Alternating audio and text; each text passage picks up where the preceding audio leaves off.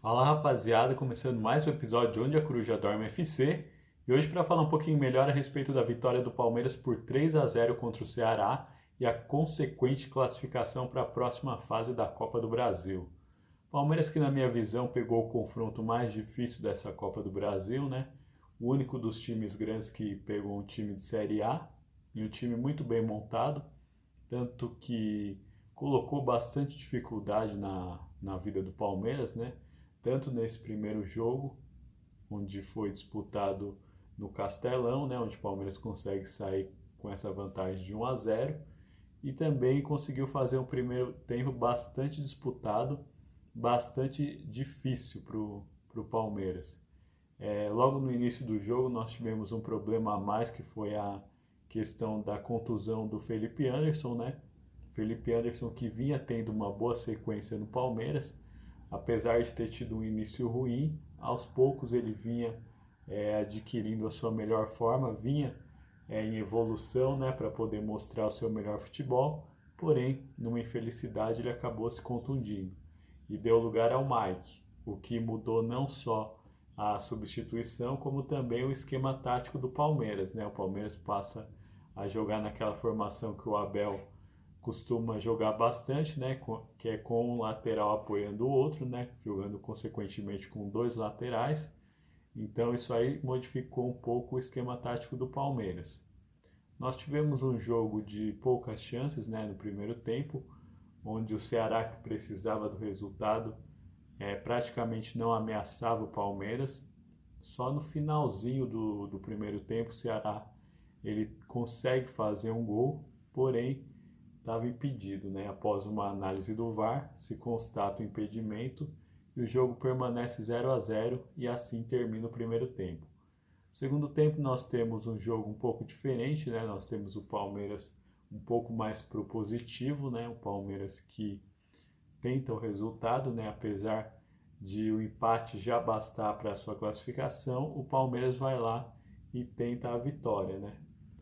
E o Palmeiras também conta com um dos jogadores que, na minha opinião, é um dos mais diferenciados, talvez o mais diferenciado que está jogando no Brasil atualmente, que é o Estevão.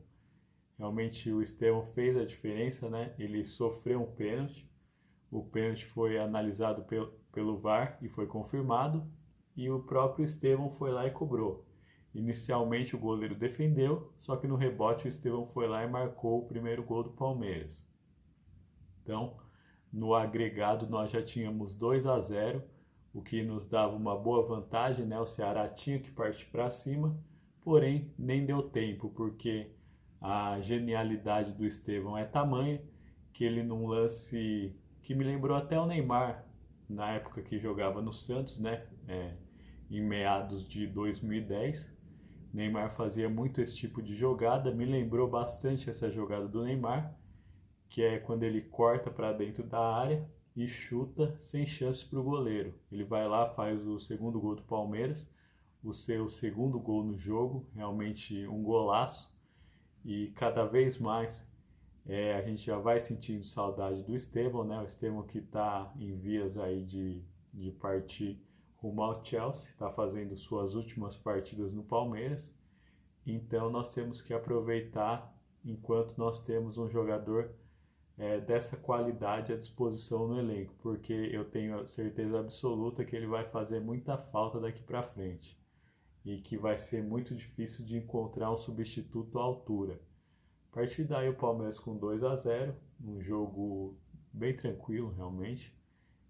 Até onde eu tinha visto, me parece que o Ceará não tinha conseguido finalizar nenhuma vez no gol do Palmeiras, que mostra uma solidez defensiva, né, que caracteriza bem esse esquema tático do Abel.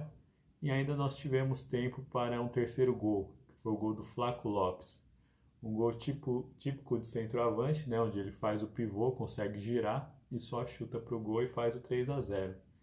E eu quero destacar o Flaco Lopes, que tem um excelente aproveitamento, né? Ele mesmo quando ele joga poucos minutos, ele consegue contribuir, ele consegue fazer gols. Então é um jogador que tem estatísticas muito boas e que consegue trazer para o elenco do Palmeiras bastante qualidade, né? Lembrando que num ano bastante puxado que o Palmeiras vai ter, né, com inúmeros jogos, é sempre necessário que se tenha bastante opções, tanto como jogadores para jogar de titular, como na reserva. E o Palmeiras, como ninguém, está sabendo montar um elenco, porque quando o Palmeiras substitui, muito provavelmente quem entrar vai ser um jogador de uma grande qualidade também.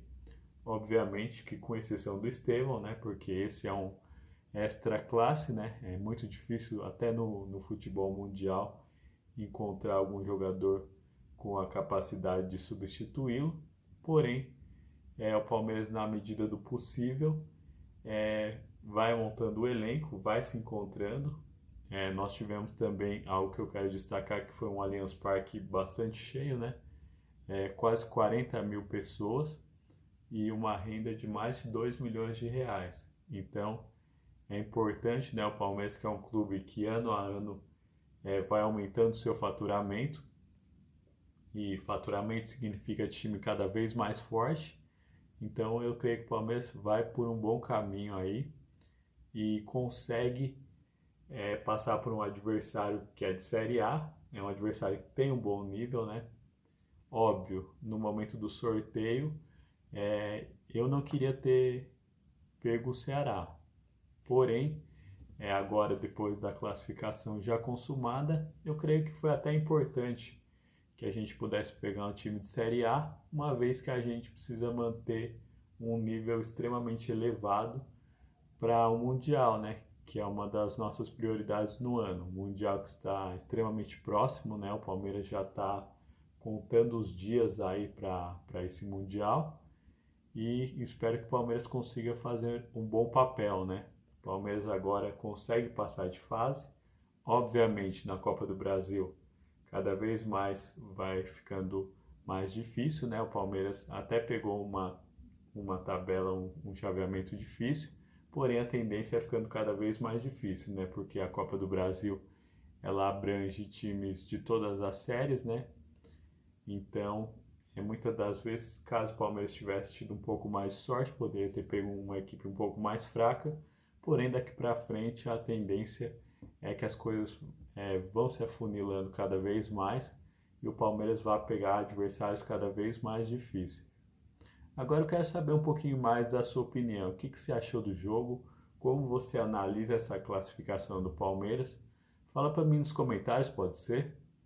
Um abraço. Tchau, tchau.